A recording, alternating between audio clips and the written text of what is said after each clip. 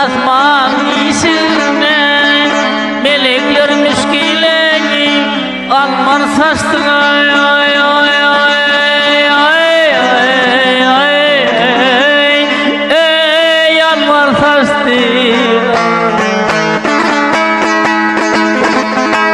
ay bağlı durdu açılmadı ovaldan dayday dayday 40 günden ileri geley kapı açtılar.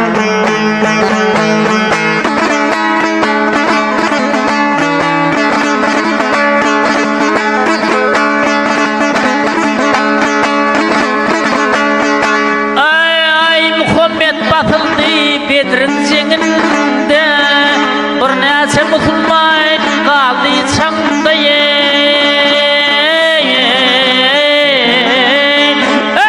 gel gele can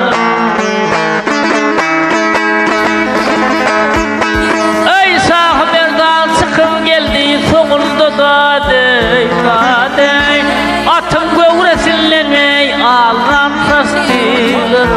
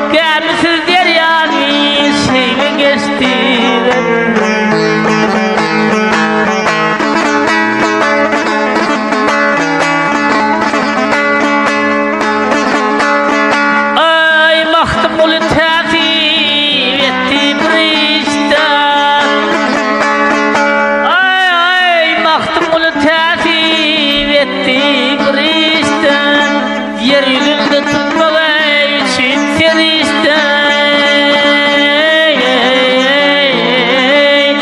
ey gel gele yar